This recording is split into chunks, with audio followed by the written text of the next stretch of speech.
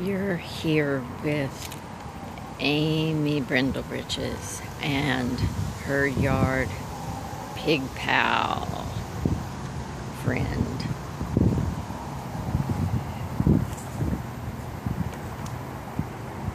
It is now 9 minutes and 15 seconds since they got their half of a small, medium-size sugar pie, pumpkin, fresh pumpkin. And you can see that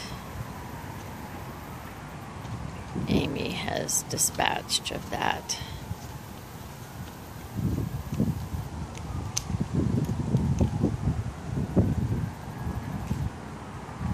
And just about coming up on 10 minutes, and they will eat every tiny little piece from the center pulp with seeds to the orange rind.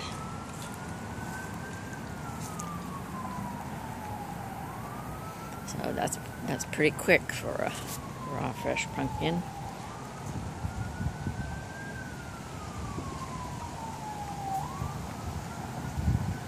But it's very low calorie, high fiber, great activity, where they're almost doing as much work eating it. Okay, now she's retracing her steps and getting all the little tiny pieces that are scattered around.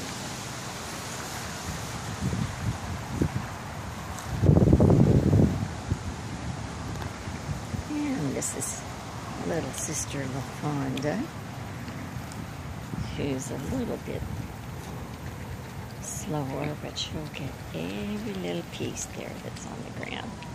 Good, LaFawnda? Good, LaFawnda. Good girl.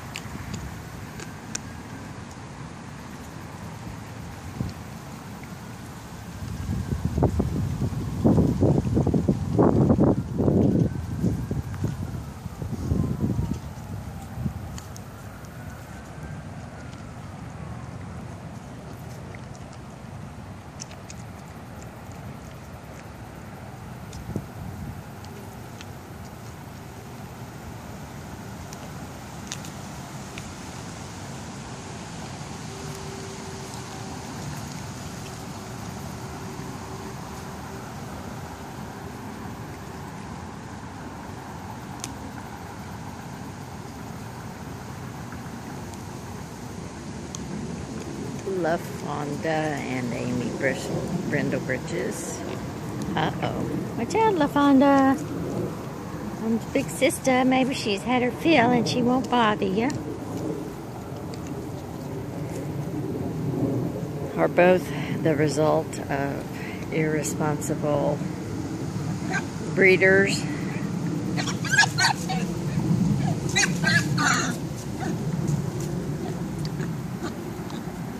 Oh, I'm so sorry. I was doing video and not defending you. Go check on that other little piece over there, Fonda. I think you'll find some.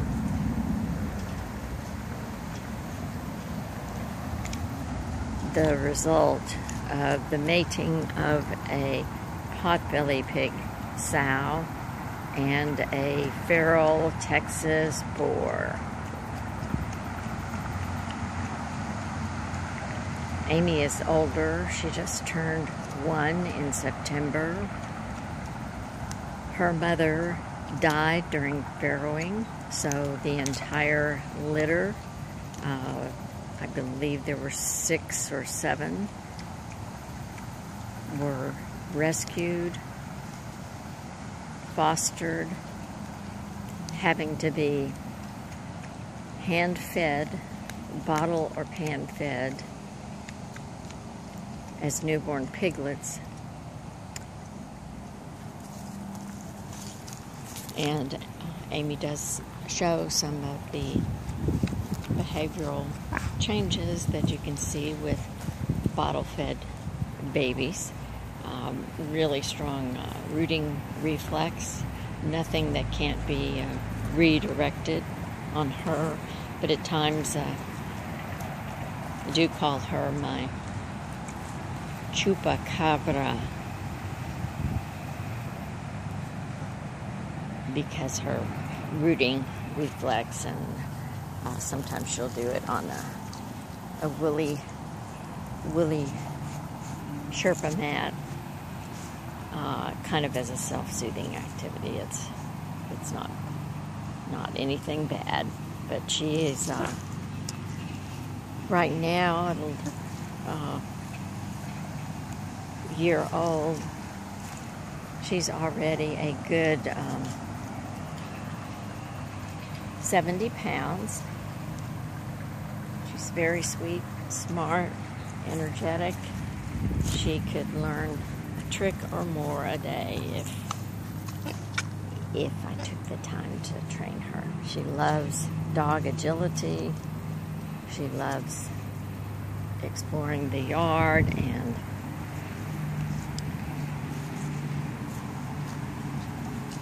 especially both of their favorite toys are a loaded Amazing Grays toy, which they can roll and roll and roll around the yard.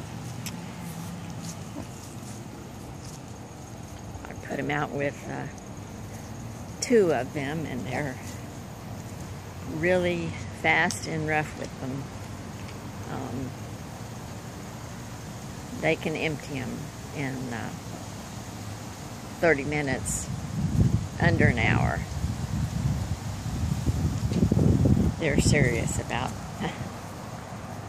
their mission and getting the treats from those, but I'm able to fill them with really low-calorie things.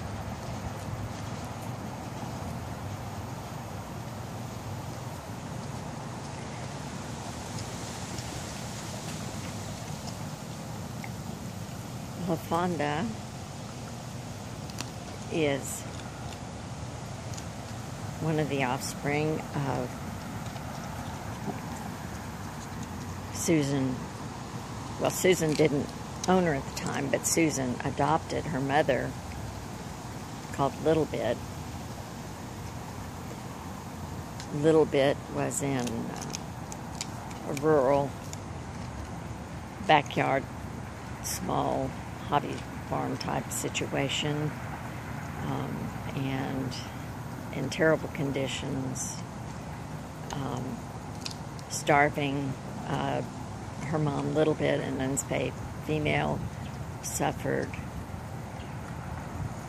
unintended pregnancy after pregnancy after pregnancy by feral boars, and don't think a single layer of fencing is going to keep your unspayed female sow from getting bred.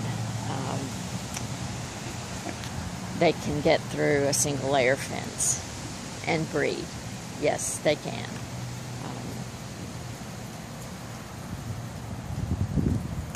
One of our previous pigs, Patsy Swine, Ponderosa Patsy Swine.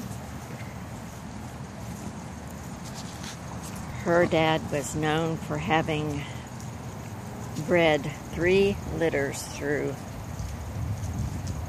the fence, a regular hog panel fence.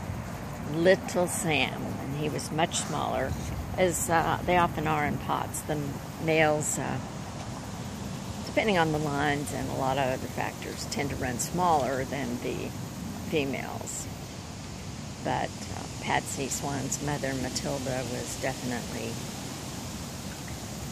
larger than Sam. Sam was about 80 pounds and about the height of LaFawnda here. LaFawnda's going to be smaller and more petite than Amy. because of her background and probably the poor nutritional status of her mother due to some neglect and poor conditions, and her poor mother's little body that was suffering litter after litter before she should have been bred. Fortunately, a little bit and her litter with LaFawnda were rescued, fostered, and all adopted out to forever families and homes. So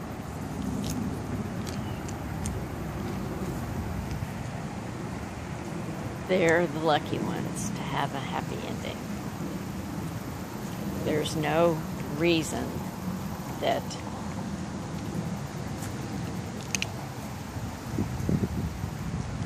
pet pigs should remain intact. There's no need to breed any of these with unknown genetic lineages to get any others. The sanctuaries and those that are able to take pigs, the numbers of those people are dwindling. Sanctuaries are overflowing and at their limits or way beyond the limits. So please, neuter and spay your pet pigs as soon as possible at an appropriate age recommended by an experienced veterinarian.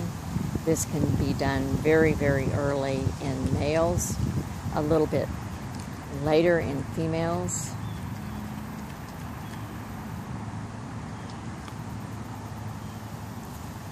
Depending on the particular veterinarian. In my opinion, it's a common misconception that you should wait until after the female's first heat, which can be as early as 3 months. Yes, the females can reproduce at 3 months of age at their first heat, and the males have reproductive capacity even sooner, which catches a lot of people off guard. So don't wait. There's always a chance that your female could come in contact with an intact male and have an unintended pregnancy. And it's particularly bad if their bodies are too young for it, or they don't have access to proper nutrition. Leave it, Fonda. Leave it, baby. Leave it. Leave it. Fonda, back. Good girl. Also, with the males, the sooner that you neuter them, the sooner they'll stop the awful little boar behaviors. You can see them even at a few weeks of age carrying out this as playtime activity, mounting and whatnot. But the males do have an odor from some scent glands. You want to get rid of that. You certainly do not want that. It is a very, very nasty, stinking odor. It'll get on you, your clothes, your furniture, everything. So you want to get rid of that. So they can be done very early, at a few weeks age, say 6 to 8 weeks or so. The females can be spayed at around 10 weeks. Our first, some do it even earlier. I probably personally would wait until at least 8 weeks when they're weaned from mom and are doing well, thriving with their litter mates, but still with the mom and the family unit, but weaned from mom and eating solid foods and interacting and establishing, learning about the world.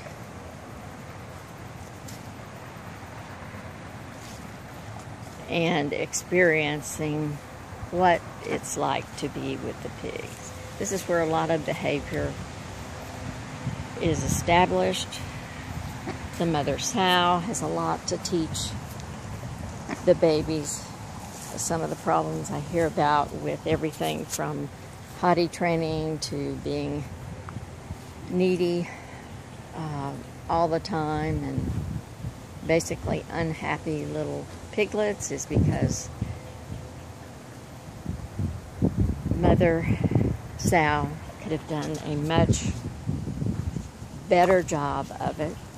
The training starts after birth, where she teaches them to go away from the nest to do their potty business. We don't do our potty business in the nest where we're eating with mom and litter mates. And then the interaction with the other pigs and piglets, which is gentle nudges. Sometimes it seems like a little bit more than gentle nudges. With the snout, usually at the shoulder, or mom may actually kind of toss the little resilient babies out of the nest if they're misbehaving and not going outside of the nest and pottying, where she told them she can take that snooter and kind of scoop them and toss them outside of the nest and tell them that's not acceptable, and that's how they learn. Then they establish a hierarchy, a pecking order, if you will, among themselves of dominance, with mom at the top, and then each of the litter mates has its rank in the family unit. Okay, so this has been a lovely October day with Amy Brindle-Riches and LaFawnda eating fresh pumpkin and learning a little bit about them and pig behavior. Right, LaFawnda?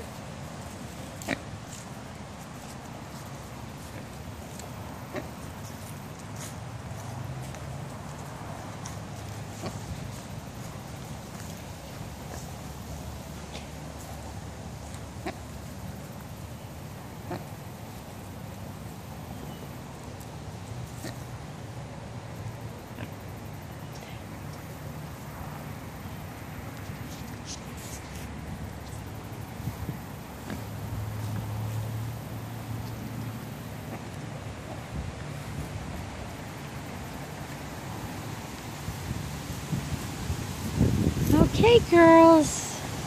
Okay, girls. See you later. See you later. See you later. Amy, Brenda Riches, and LaFawnda.